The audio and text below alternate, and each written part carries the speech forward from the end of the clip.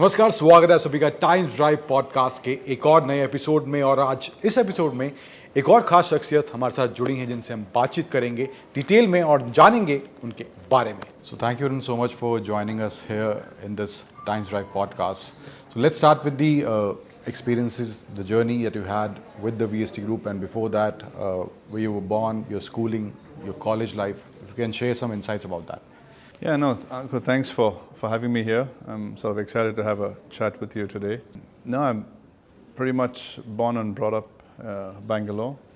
School, college, I was away for a few years, and then I spent close to a decade in the US. I went there for grad school for my MBA, and then I ended up working there for about 6-7 years.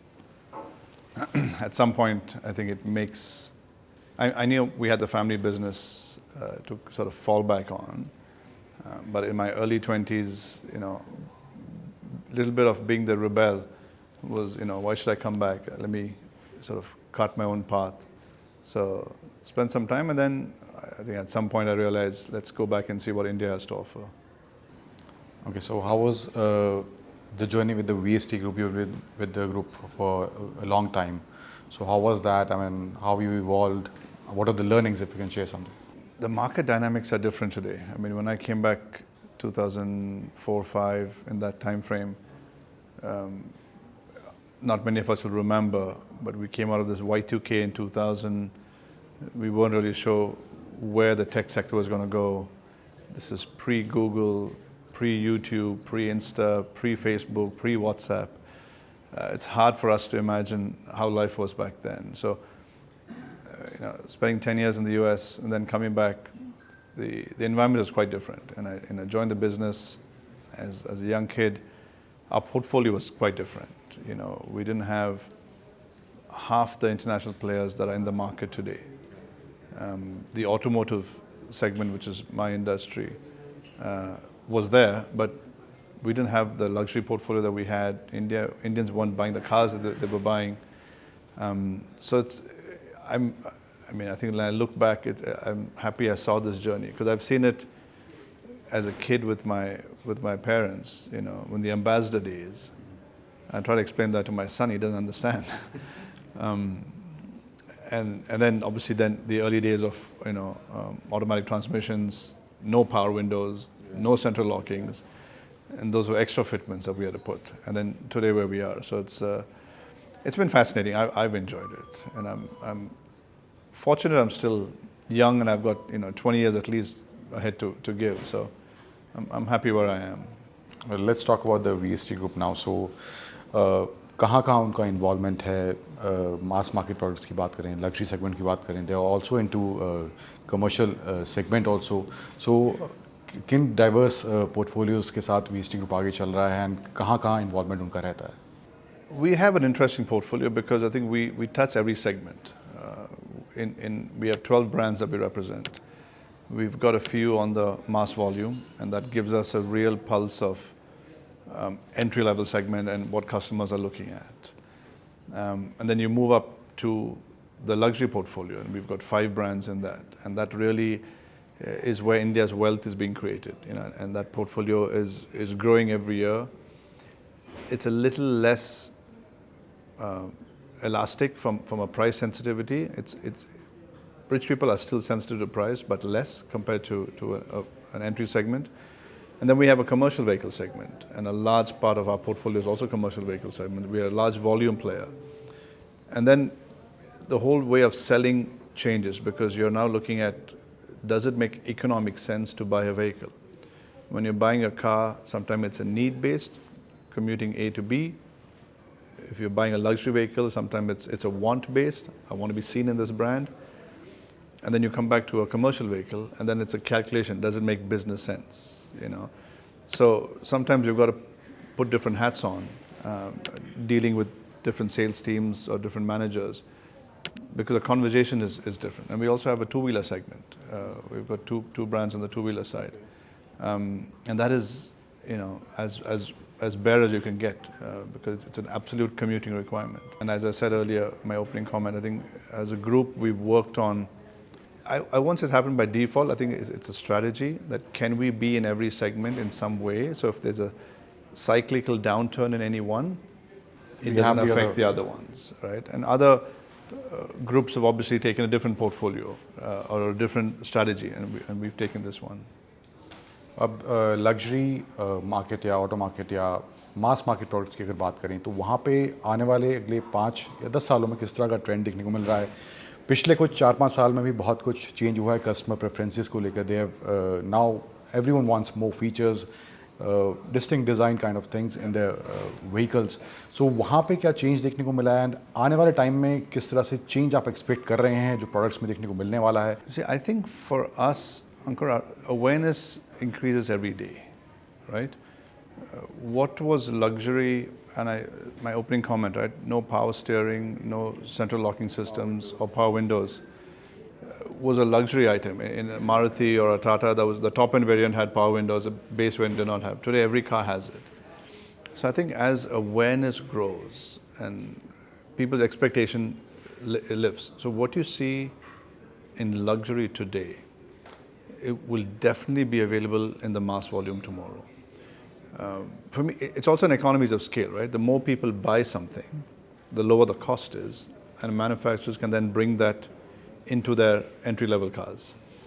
From a consumer perspective, all of us are consumers in some way. We all want the best. We may not afford the best, but we want the best. I think as long as there's human desire to want, I think we'll find a way to get the money to buy it. But I see this changing. I mean, I think that it's very obvious that in today's market share, the brands that have the most features are the ones that attract the most eyeballs. You know, you can't sell a car today less equipped than your competition, even if it's cheaper, and expect to sell. It won't, because we all want everything, and that's basic human desires. So even at the dealership level, when customers come to the showrooms and all, so I mean the prior focus, the major focus that is there is on the features that are there in the car. But apart from that, what else? I mean, does safety also play some role in it? I mean, do customers really ask for that kind of thing? Because Tata has taken that safety thing on another level. So वहाँ पर भी कुछ involvement या feedback customers का रहता है या कोई queries वैसी आती हैं? Features के अलावा अगर बात करें तो? I think today the customer is extremely well informed because of the media, both social media and just regular media, YouTube, you name it. I think most of the customers that walk into our facilities often know more than my own sales team. I don't think you're really selling the car in the showroom. I think the customers are coming there to just tick the boxes. This is what I've read, this is what I think. I'm coming to make sure I'm not wrong. So sometimes the salesman's job is not, and I fundamentally believe this, you can't force a sale on someone.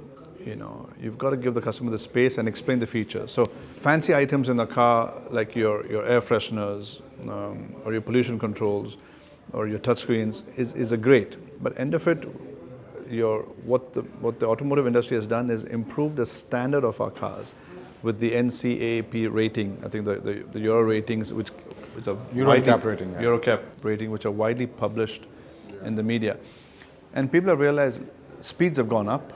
We're not driving at 20, we're driving at 80. Expressways and all. Express were there, and today if you're going to pick two cars with a better rating, I mean, I think everyone's going to look at the better rating. So I think the fundamental point here, I think, is the awareness is where it is today, which wasn't there 20 years ago. We didn't have access to information. Today, I think the playing field is a lot more level. You know, what differentiates, you talked about Tata's making huge gains in their market share and volume. Absolutely. I mean, I love the fact that we used to be a dealer for Tata passenger vehicles. We're not anymore. But what we used to sell in the early 2000s and what's in the market today is fantastic. I mean, I'm glad to see where they are. It's a whole new level. I mean, so in your portfolio, अगर बात करें mass market, अगर brands की बात करें, वहाँ पर भी there are brands in your portfolio. Luxury segment, maybe you have some brands in your portfolio. So how do you manage these diverse segments? What strategies do you employ to manage? I mean, because there's a huge difference when it comes to luxury customer or a mass market product customer. So how do you manage this thing? Yeah, it's a loaded question. I wish I had a simple answer to that, and I don't. But I think, what we've done, I think, is, it's a constant endeavor to do better. Hire the right people for the right portfolio.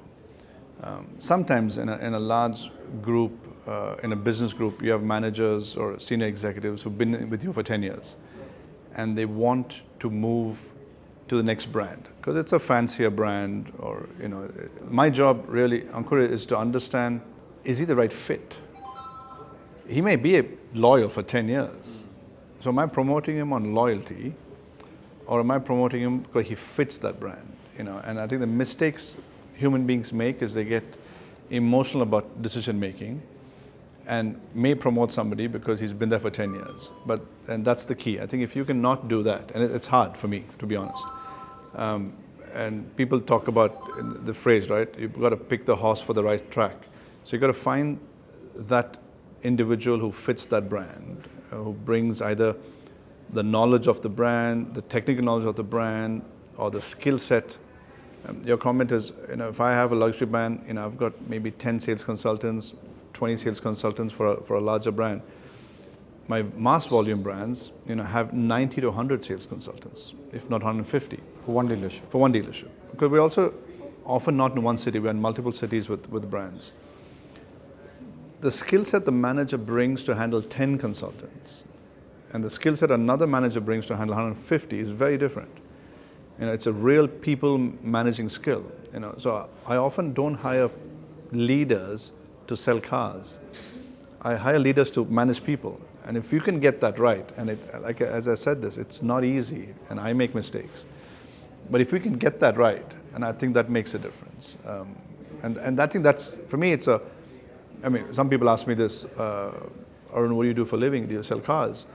And I've said this often with my leadership teams when I'm interviewing them or doing reviews. I said, no, we don't sell cars. We just manage people. We manage people who manage people. And somewhere down the road, they sell cars. Given that VST's involvement with the luxury brands, do you have any personal favorite luxury car which you really like, and which one is it and why do you like that car?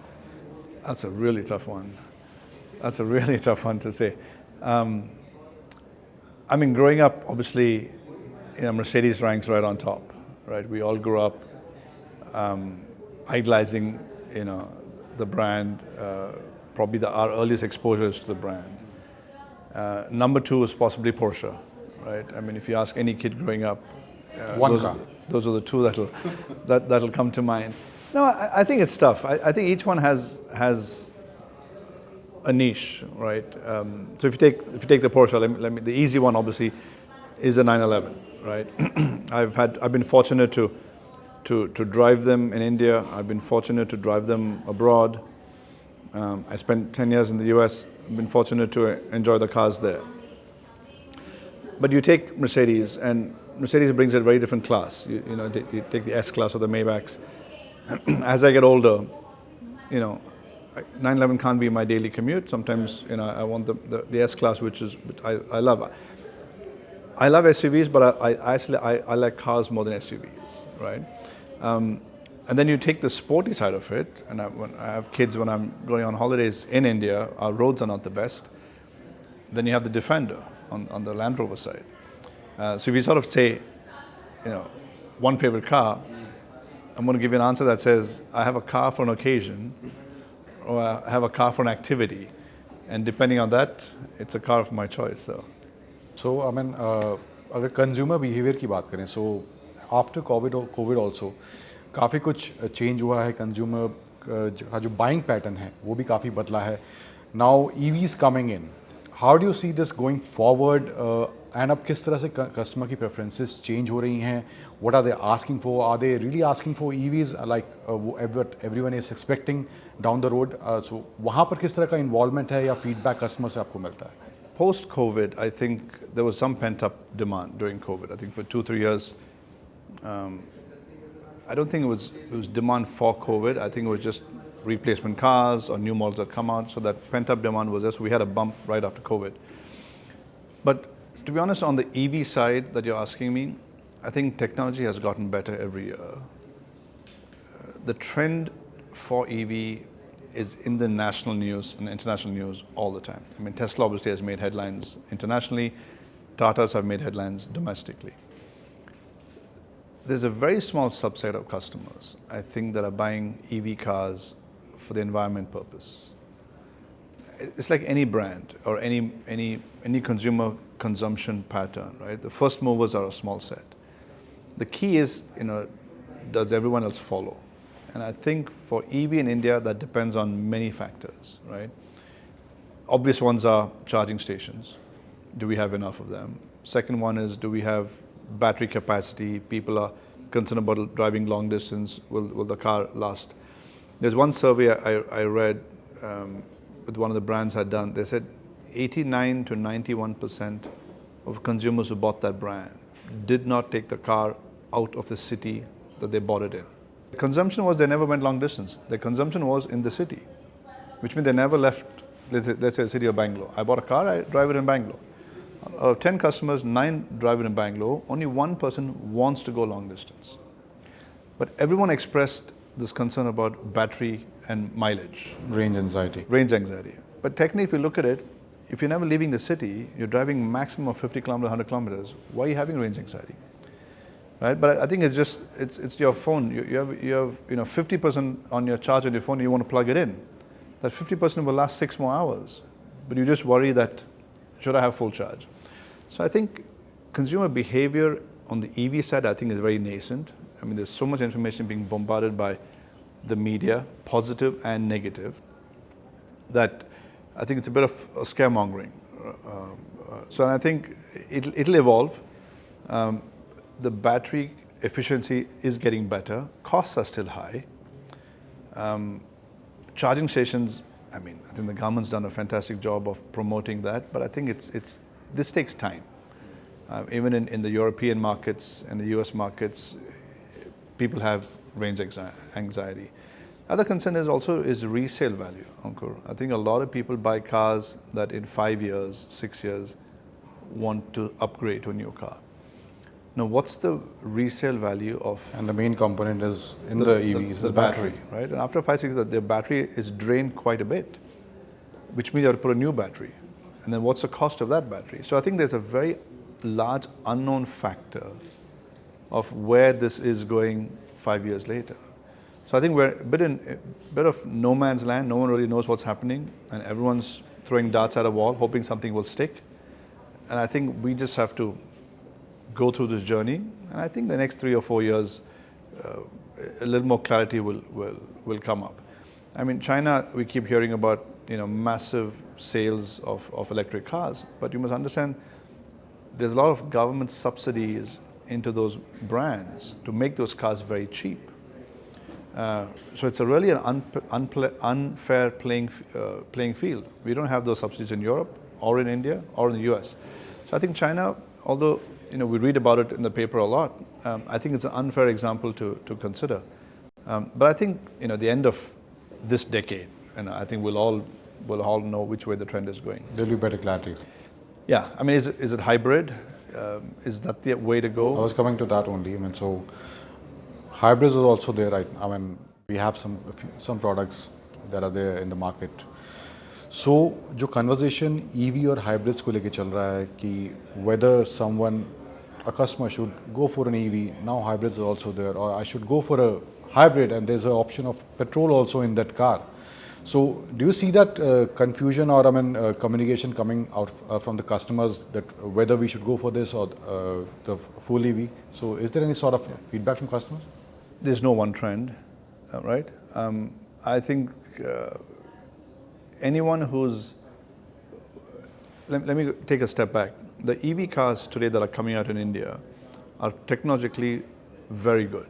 So a lot of people who are buying the EVs are also buying it because the inside of the car looks exceptionally different than an ICE engine, right? So I think that's an attraction. And we sell a couple of brands that have EVs in their portfolio, and you can see the finish inside is very different. So the question to ask then is, are you buying it because of the EV, or are you buying it from what it has inside? It's a tough one to say which is the accurate reason. Friends ask me, should I buy an EV, should I buy an ICE, should I buy a hybrid? Right? I think the options are still limited in India, right? My thing is, if you're not driving more than a couple hundred kilometers in a day, EV is great. If the brand fits, the price fits, buy it. But if you ask me what's the resale value in 5 years, I don't know, right? It won't be zero, but I just don't know where it's going to fall. And consumers have to take that. It's like your iPhone. Every year you buy an iPhone, every year a new model comes out. What's the value of your 4-year-old iPhone? Not very much, right? Hybrid is a safe one because you get the best of both worlds, but I still think 80%, 90% of our cars are just going to be ICE. Sorry to interrupt. Just want to add into that. I mean, with the recent news that we got to know about, that in Europe and West, I mean, people are now more inclined towards hybrids than the EVs. I mean, so is there any trend that you see? You must take that, I think, with a pinch of salt. When I say are they more inclined, is in how deep is their research? How many consumers are they looking at? And what percentage is the needle being shifting? You can look at 1 month's data and say the shift has moved. And I read something in January, February. I have friends in the US, and I was there, and there's a big snowstorm. And part of the eastern side of North America was shut for a week because of a snowstorm, which means that Teslas could not get recharged. So people who had Teslas after 5 days did not, when the snow had melted, did not have a car to drive because the Teslas were drained. 1. 2, battery in a cold weather is less efficient than battery in a warmer weather. So when you're charging it at minus 20 degrees centigrade, it doesn't charge to the capacity that will charge at a plus 30 degrees centigrade. So people who are charging it for 8 hours only got 20% charge.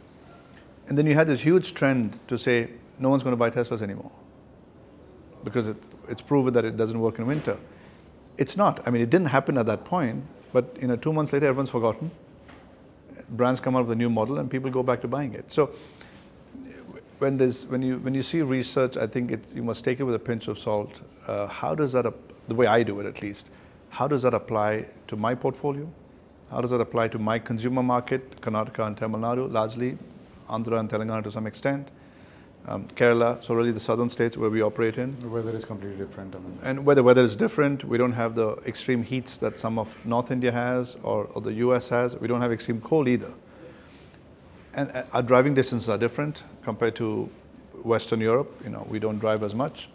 And I think that's how you have to make the decision. So अगर last year जो projections in terms of automobile market growth के रहे थे, I mean there was a figure around 7 to 8% that will grow around with that figure in 2024. But, and also again I'll come back to some news that is there in the market that जो projection रहे पिछले साल, इस साल जिस तरह का growth देखने को मिल रहा है वो उतना नहीं है. There's some downturn in that. And also वहाँ पर लेकर जो pile up हो रहा है, stock pile up हो रहा है. So वहाँ पे जो FADA का भी report आया कि there's some pile up that is happening जो cars को लेके है, but there's also demand in the market. So how is that going? I mean, how true is that in terms of dealership level? Is there a pile up at your level also? The first part of your question, is there growth in the market? Yes, there is. I think India's automotive segment will grow this year. We are about not yet halfway through the financial year. We've had a quarter and we had a bit of elections in April and May. A lot of brands would not have done as well because consumers were waiting. But fundamentally, I think the growth will happen in the industry. What I've seen is it's very brand specific. Which brand grows depends on what your portfolio is.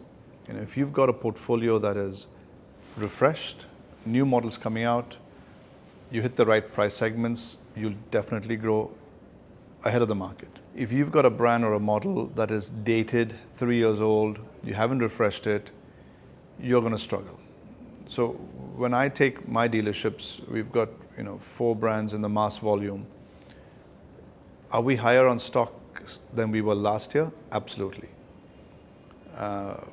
Do I want to be at lower stocks? Yes. Am I unfairly high? We're starting to get to that point, right? We're starting to get to that point where I think the manufacturer's expectations for growth is X, and we're not meeting X. We're X less 30%. And it's always a catch-up situation. So I think there's a lot of pressure to say you have to buy, and stocks go up, and then we have to push to get stocks out. I mean, I'm hearing where some dealers are worse off. I'm sure some dealers are better off than I am, but there's definitely a bit of a piling up of stocks, only because, Ankur, there's a lot of brands today are at peak manufacturing capabilities. 4 years ago, we had semiconductor issues, you had chip issues, you had logistics issues of parts coming in from other parts of the world that were being assembled in India. So manufacturing capabilities was at 50%, 60%. Now, even though you have wars in parts of the world, logistics is still very expensive, international shipping. I think a lot of Indian manufacturers have, or even the international ones in India, have learned to manage their supply chain better. They've got a bigger buffer stock. So manufacturing capabilities or efficiency is at peak. So if everyone's pumping out their full capacity, the market will not absorb. Everyone's built for overcapacity.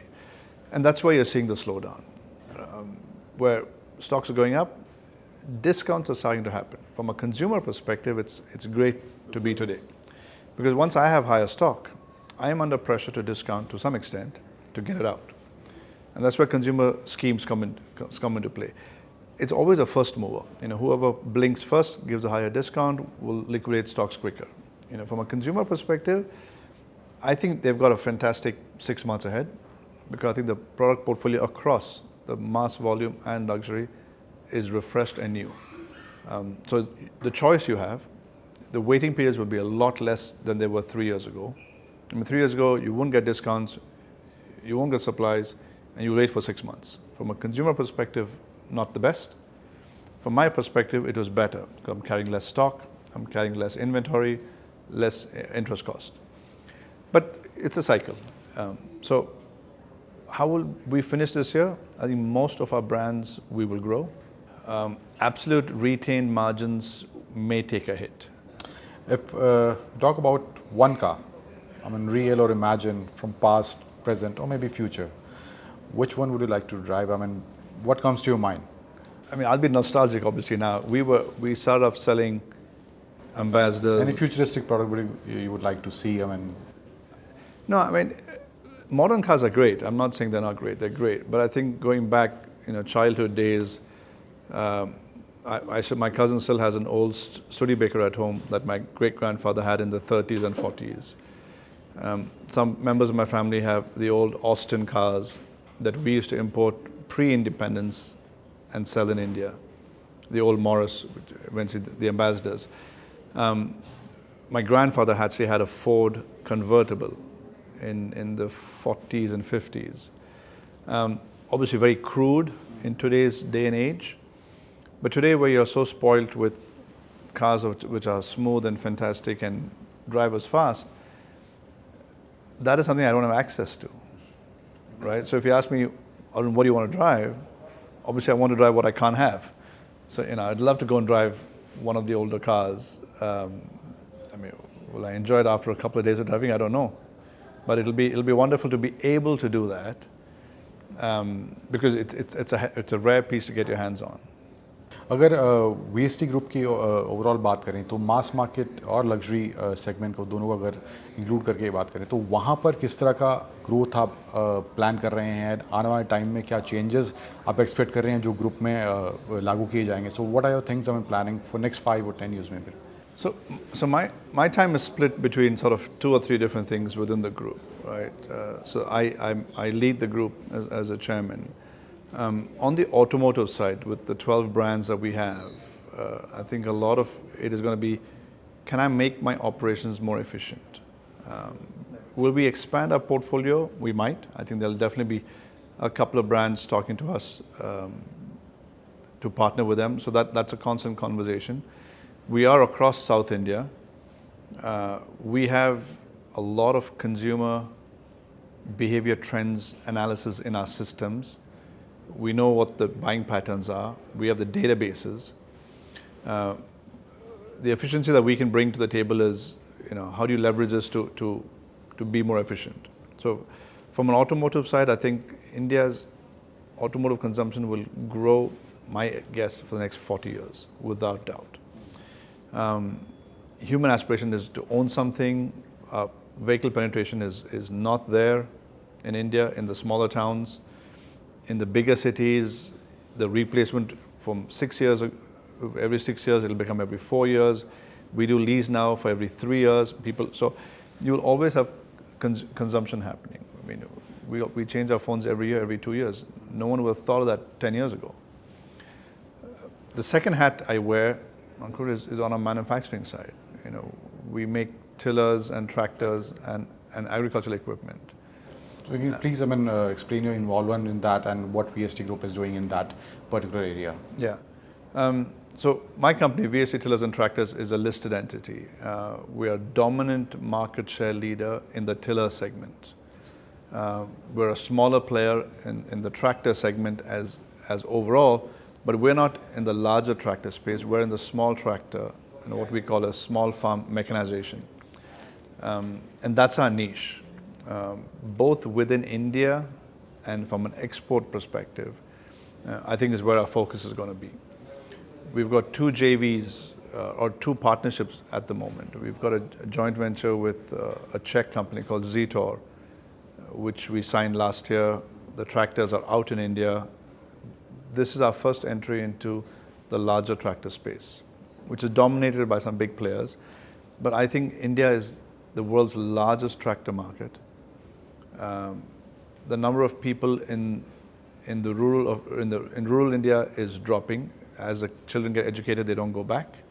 So farm mechanization will happen. So the potential to grow in the farm sector is strong. The second investment or the second partnership we have is a company based in the US, and they sell electric self-driving, that is electric autonomous tractors in the US market. We make the entire tractor for them out of Hosur in Tamil Nadu. They get the battery and the motor and the software and assembled in the US and sold for the US market. It goes back to the same challenge we have. They don't have enough farmers in the US to drive tractors. So they're now looking at self-driving tractors. You must understand that self-driving tractors is easier than self-driving cars, because self-driving cars has moving parts. There's pedestrians and other cars. Self-driving tractors there's a field with nothing else moving, right? So in theory, it's an easier option to look at. Also, US, Europe have extreme weather conditions. It's hard to get a farm tractor driver in the peak summer when it's 40 degrees or in peak winter to go and farmer's land. So you have a self-driving tractor, you can do it. It's based on automation. The electric side of it is again similar to the India story, is you have governments in Western countries that are subsidizing, for environmental reasons, a move away from diesel to electric. And that's the role we have played. The commercial products. The commercial products. So from my involvement here is more on a strategic level at my Tractors and Tillers division. I think I have an excellent team. My cousin is involved on a regular basis in the business. I mean, he has a fantastic team below him. India's farm growth story is very nascent. I think there's a lot that's going to happen. We're very fragmented farmland. Our farm holding is very small compared to Europe. Children are higher education, so they're not going to come back. But we will always be an agrarian society. All of India can't be a city. There will be farmland. So question is, can we use that opportunity to mechanize equipment there? So one person can do what 5 laborers were doing earlier. The other side of it is, along with this, with any tractor or tiller, there's a lot of implements that go with it. So what our aim is to do is create a company that is the complete package for a farmer, that if he wants a tillers or a tractors and he's got 8 implements he wants to buy, that VST will give him the portfolio.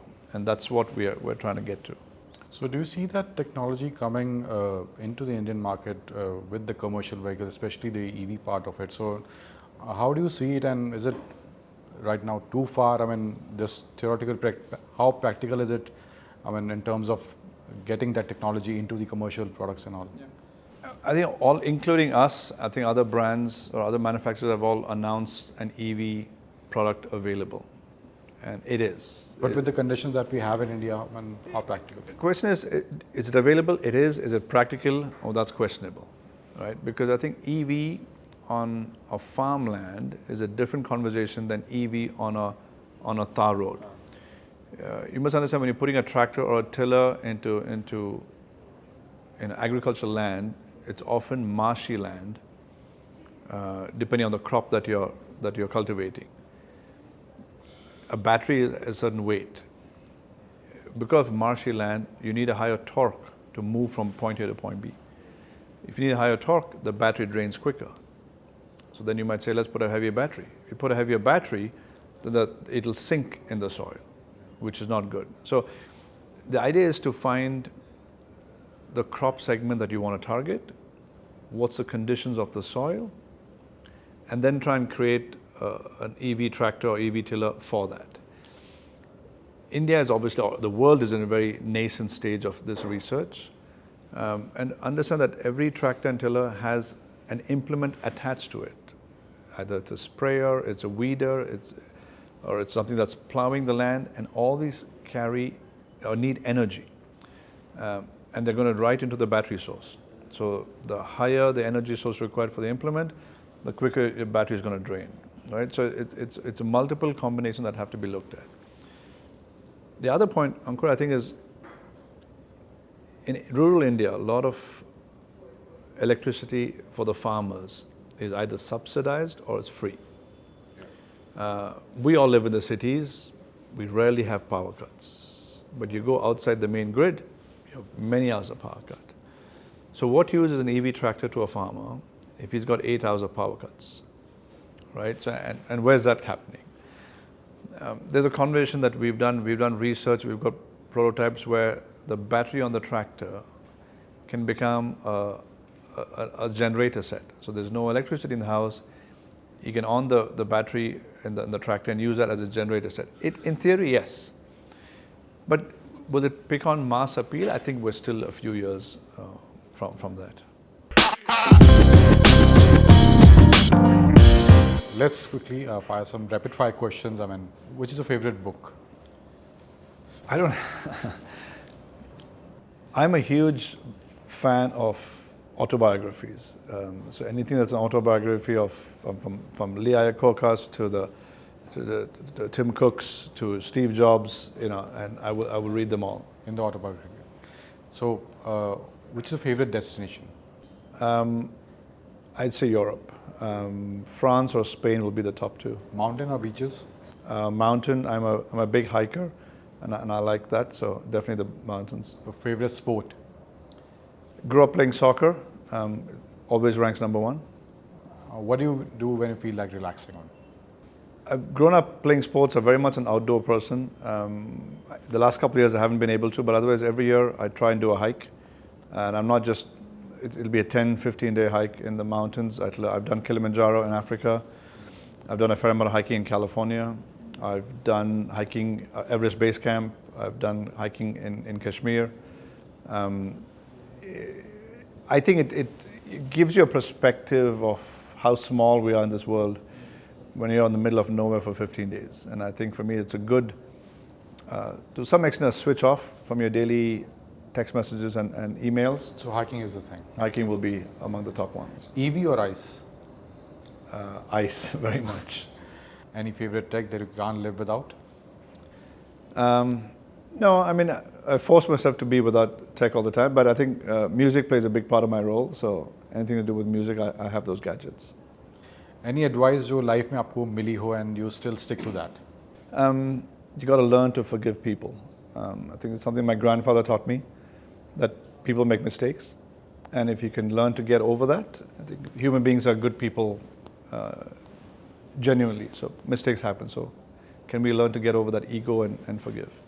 And what advice would you like to give the coming generation who wants to be in this space? I think you have to learn to enjoy what you do, and you have to broaden your horizons. I mean, if some people get very narrow-minded about this is what I want to do, I'll do nothing else. I've been fortunate. My dad and granddad allowed me, and my mom allowed me to expand my portfolio. When I say portfolio, I mean my outlook to the world. So any youngster out there, I think you have to just go out there and do different things. You'll find your niche at some point. You know, you can't make that happen. It'll happen to you at some point. Well, thank you so much for joining us. But I appreciate it. Thank you very much. I enjoyed today. Thank you.